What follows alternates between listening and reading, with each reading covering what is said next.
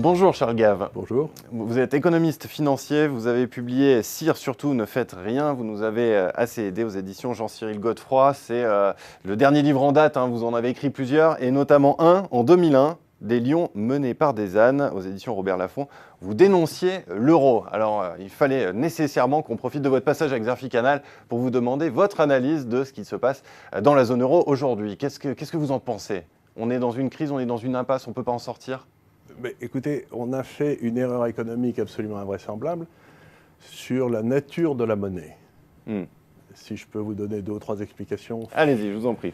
Parce que qu'est-ce que c'est qu'une monnaie? Pourquoi une monnaie a de la valeur? Parce qu'après tout, ça ne coûte rien à produire, ça ne devrait rien valoir ce truc-là.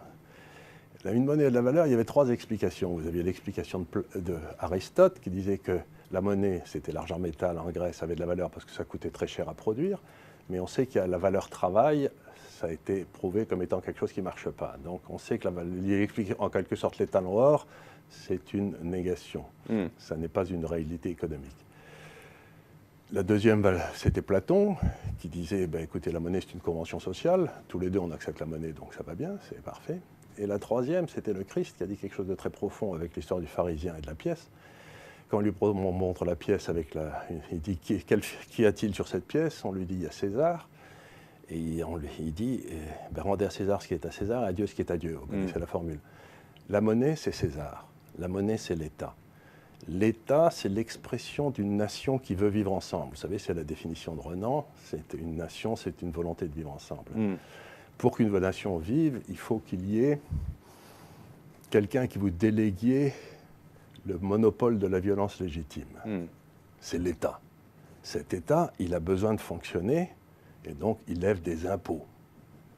Donc ce que j'essaye de dire, si vous voulez, c'est que la nation et la monnaie, c'est l'envers et l'endroit de la même chose. Et alors vous êtes en train de dire que ça ne peut pas tenir? Puisque l'Europe n'est pas une nation, c'est une civilisation. Si vous voulez, il y a une monnaie française. Prenons un exemple. Les Français, d'après ce que je peux savoir, ont à peu près 70 fonctionnaires de plus pour 10 000 habitants que les Allemands. Très bien, ça m'est complètement égal. Si c'est le prix que la France doit payer pour avoir sa volonté de vivre ensemble, ça me paraît même une bonne chose. Si vous voulez, je n'ai rien contre l'avoir.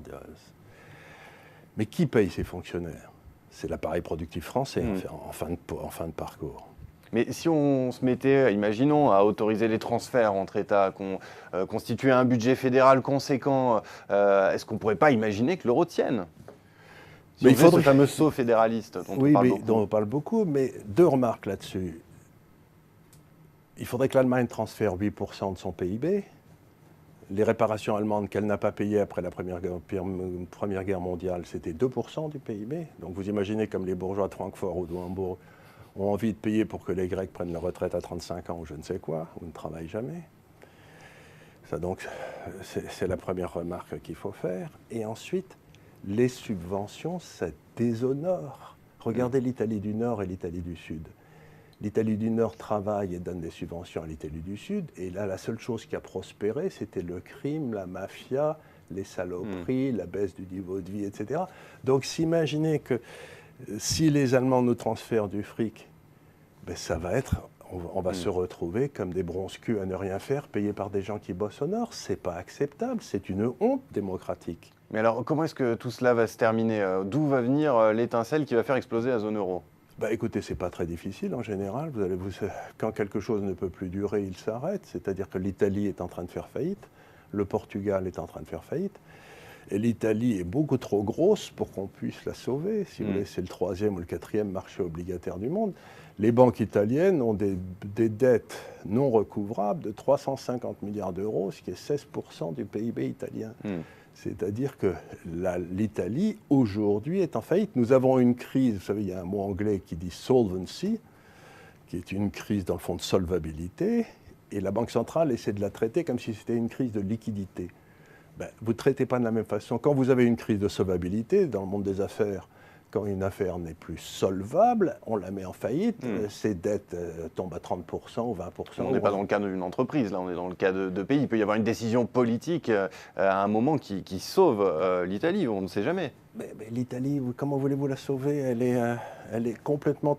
Aujourd'hui, L'industrie italienne n'existe quasiment plus. Base 100 en 2000, quand l'euro est arrivé. Si vous mettez l'Italie, l'Allemagne, par exemple, sur base 100 en l'an 2000, production industrielle, le nombre de voitures, l'Allemagne est à 135, l'Italie est à 75.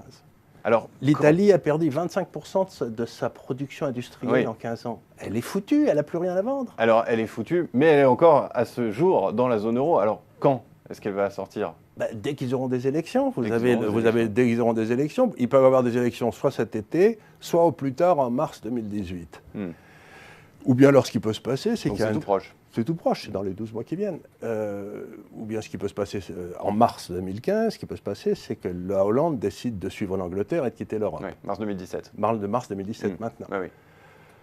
Donc si vous voulez, aujourd'hui, j'avais écrit en 2001, l'euro va amener à trop de maisons en Espagne, trop de fonctionnaires en France et trop d'usines en Allemagne. Bon, on y est. On y est. Ça ne marche pas. La question qu'on va se poser maintenant, c'est qu'est-ce qu'on fait puisque les systèmes sont en train de diverger. Ce qu'il y a de bien avec le système de prix libre, c'est que les systèmes convergent naturellement, si vous voulez. Là, c'est un système qui diverge. Et un système qui diverge devient explosif.